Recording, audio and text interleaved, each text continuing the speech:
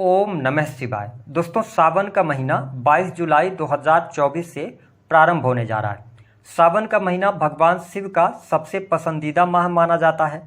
इस दौरान यदि कोई भक्त पूरी आस्था के साथ भगवान भोलेनाथ की आराधना करता है तो उसकी सभी मनोकामनाएं पूर्ण होती।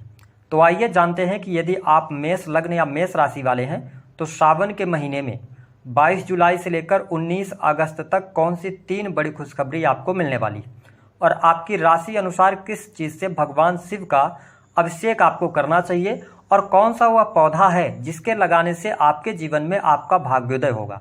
तो यह वीडियो आपके लिए बहुत ही महत्वपूर्ण और खास रहने वाली है। आप इसे अंत तक जरूर देखें और यदि चैनल पर पहली बार आए हैं तो चैनल को सब्सक्राइब जरूर कीजिएगा। देखिए, मेष लग्न या मेष राशि है आपकी, तो वर्तमान समय में ग्रह गोचरी स्थितियों के आधार पर 22 जुलाई से लेकर 19 अगस्त तक जो आपके जीवन में पहली बड़ी खुशखबरी प्राप्त होने वाली है वह आपके पारिवारिक जीवन में देखने को मिलेगी। विशेष तौर पर यदि देखा जाए तो परिवार के लोगों से आपको मिलने का अवसर प्राप्त होगा। वहीं आपके घर परिवार में कोई शुभ अथवा मांगलिक कार्यक्रम होने के भी योग दिखाई देते हैं। ग्रह गोचरी स्थितियों को देखते हुए यदि परिवार में किसी सदस्य के स्वास्थ्य को लेकर कोई चिंताएं चल रही थीं तो वह चिंताएं आपकी समाप्त होंगी। हालांकि थोड़ा सा ये ध्यान अवश्य आपको रखना होगा कि पारिवारिक सदस्यों से बात करते समय आपको अपने वाणी को नियंत्रित करने की आवश्यकता रहेगी, क्योंकि मंगल देव जो हैं, गुरु मंगल का अपार धन संपत्ति योग तो बन रहा है, लेकिन यहाँ पर वाणी भाव में जब मंगल आते हैं तो ये रिश्तों को कहीं ना कहीं से वाणी की वजह से कमजोर कराने का कार्य करते हैं। तो इसका आपको ध्यान रखने की आवश्यकता है। हालांकि परिवार में आपके खुशहाली का माहौल रहने वाला है। परिवार की स्थितियां बेहद ही शानदार इस समय अवधि के दौरान बनी हुई हैं। हम बात कर लेते हैं जो दूसरी बड़ी खुशखबरी प्राप्त होने वाली है वह यह रहेगी कि आपके कर्म स्थान के स्वामी शनिदेव वक्रीगत अवस्था में चल रहे हैं, जिसके परिणाम स्वरूप यह वह समय होगा कि आप यदि प्राइवेट सेक्टर के अंदर काम कर रहे हैं, अगर आप नौकरी कर रहे हैं तो देखिए मान सम्मान की प्राप्ति आपको होती नजर आएगी। कार्यस्थल पर दूसरे लोगों का सहयोग भी आपको देखने को मिलेगा।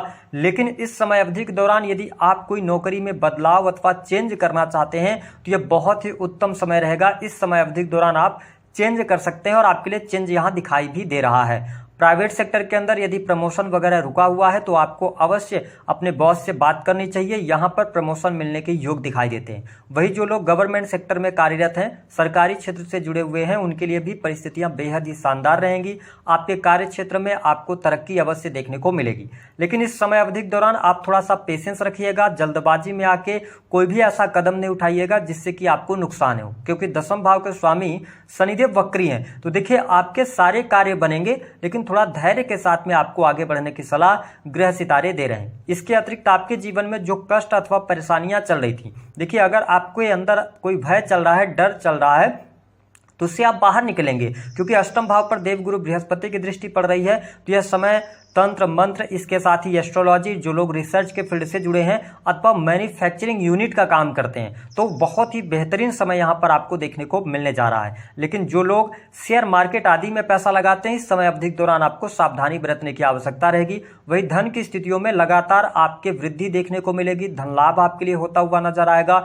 सोशल सर्कल आपका इस समय अवधि के दौरान बढ़ेगा। कार्य क्षेत्र में एक से अधिक कार्यों की शुरुआत आप कर सकते हैं, यानी कि मल्टीपल कार्य क्षेत्र की तरफ आप बढ़ने वाले हैं। इसके अतिरिक्त यदि देखा जाए तो मेष लग्न और मेष राशि वालों, एक चीज का जरूर आपको ध्यान रखना होगा, क्योंकि शनि 11th हाउस से गोचर कर रहे हैं तो आपके लगन पर इनकी तीसरी वक्र दृष्टि पड़ रही है। इसका मतलब ये है कि आपको अपने स्वास्थ्य को लेकर थोड़ी सी चिंताएं हो सकती हैं।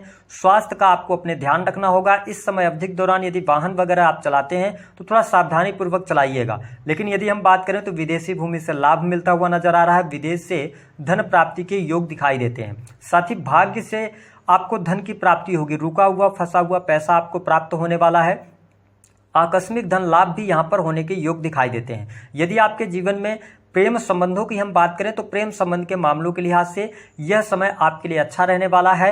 अगर आप सिंगल हैं तो आप हो सकता है कि समय अवधि के दौरान किसी के प्रेम में पड़ जाएं, ऐसी स्थिति बनेगी। और जिन लोगों का लंबे समय से रिलेशनशिप चल रहा है उनके लिए भी प्रेम संबंधों में अनुकूलता देखने को अवश्य प्राप्त होगी। लेकिन दिक्कत क्या रहने वाली है कि आपके एग्रेशन की वजह से थोड़ा सा आपका जो नेचर होगा इस टाइम पीरियड के दौरान वह डोमिनेटिंग नेचर होगा, जिसके कारण आपके और आपके पार्टनर के बीच में छोटी मोटी कहा सुनी होती रहेगी, तो रिश्ते को संवारने का आप प्रयास जरूर कीजिएगा। इसके अतिरिक्त यदि देखा जाए तो धन की स्थिति बेहतर है, धन लाभ बढ़िया हो रहा है आपके लिए, बड़े भाई बहनों का सपोर्ट और सहयोग भी आपको मिलने वाला है। लेकिन यहाँ पर कुछ निगेटिव चीज़ें भी हो सकती हैं। विशेष तौर पर यदि देखा जाए तो आपके लिए वैवाहिक जीवन पर ध्यान रखने की आवश्यकता रहेगी। दाम्पत्य जीवन में उतार चढ़ाव की स्थितियां यहाँ पर बन सकती हैं, लेकिन बिजनेस के मामले के लिहाज से समय अच्छा रहने वाला है। बिजनेस में आपको बहुत अच्छी ग्रोथ भी मिलने जा रही है। अब हम बात कर लेते हैं कि यदि आप मेष राशि वाले हैं तो आपको किन चीज़ों से भगवान शिव का अभिषेक करना है। देखिए 22 जुलाई को सावन का पहला सोमवार पड़ रहा है, ठीक है। तो इस दिन आपको क्या करना है, आपको लेना है साफ स्वच्छ जल और उसमें आपको गुलाब जल मिलाकर भगवान शिव का अभिषेक करना है। ये पहले सावन सोमवार के दिन करना है। दूसरा जो सावन सोमवार होगा वह 19 जुलाई को पड़ेगा। तो ऐसी स्थिति में आपको साफ स्वच्छ जल लेना है, उसमें काले तिल मिला लेना है, क्योंकि आपके लगन पर शनि की दृष्टि है। तो यहाँ पर क्या करना है, आपको काले तिल मिलाकर और भगवान शिव का अभिषेक करें और उनको लाल रंग के पुष्प अर्पित करें। फिर तीसरा सावन सोमवार जो होगा वह 5 अगस्त को पड़ने वाला है। तो इस दिन आप साफ स्वच्छ जल ले लें और उसमें थोड़ा सा आप देसी घी मिला लें, शुद्ध देसी घी मिला लें और भगवान शिव का अभिषेक करें और उनको 5 अगस्त को आप धतूरा अर्पित करें। इसके बाद जो चौथा सावन सोमवार आएगा तो उस दिन आप गन्ने के रस से भगवान शिव का अभिषेक करें, ठीक है। 5वां और अंतिम जब सोमवार आएगा यानी कि 19 अगस्त को, तो आपको क्या करना है, 1 लोटा साफ स्वच्छ जल लेना है, उसमें लाल रंग के फूल मिला लेना है और लाल चंदन से भगवान शिव का अभिषेक कीजिएगा, अपनी मनोकामना बोलिएगा। आपकी मनोकामना भगवान शिव की कृपा से अवश्य पूर्ण होगी। अब हम बात कर लेते हैं उस पौधे के बारे में। देखिए सावन के महीने का बहुत ही महत्व बताया जाता है हमारे शास्त्रों में, क्योंकि भगवान शिव का यह सबसे प्रिय महीना माना जाता है। तो यह भी कहा जाता है कि यदि सावन के महीने में आप अपनी राशि अनुसार कोई पौधा लगाते हैं और उस पौधे की सेवा करके उसको बड़ा करते हैं, तो जैसे जैसे वह पौधा आगे बढ़ता है वैसे वैसे आपके भाग्योन्नति भी आपके जीवन में आती रहती है। साथ ही आपके जो निगेटिव चीज़ें हैं या कुंडली में कुछ निगेटिव योग भी बने हैं वह भी कटते हैं। तो ऐसी स्थिति में आपको कौन से पौधे लगाने चाहिए। देखिए मेष राशि वालों, आपके राशि के स्वामी मंगल देव बनते हैं। ऐसी स्थिति में आप यदि संभव हो सके तो अपने घर में एक अनार का पौधा लगाइएगा। अगर आप अनार का पौधा लगाते हैं तो आपके जीवन में भाग्य वृद्धि अवश्य होगी। दूसरा पौधा एक और लगा सकते हैं, क्योंकि आपके भाग्य के स्वामी जो बनते हैं वो देवगुरु बृहस्पति बनते हैं। तो यदि आप अपने घर में नींबू का पौधा लगाते हैं और जैसे जैसे वह पौधा आगे बढ़ेगा वैसे वैसे आप देखेंगे कि जुपिटर का प्रभाव आपके जीवन में आएगा और सुख समृद्धि और भाग्य का सहयोग भी आपको मिलेगा। तो ये था मेष राशि वाले सावन के महीने में आपको क्या करना है मेष राशि वालों के लिए दी गई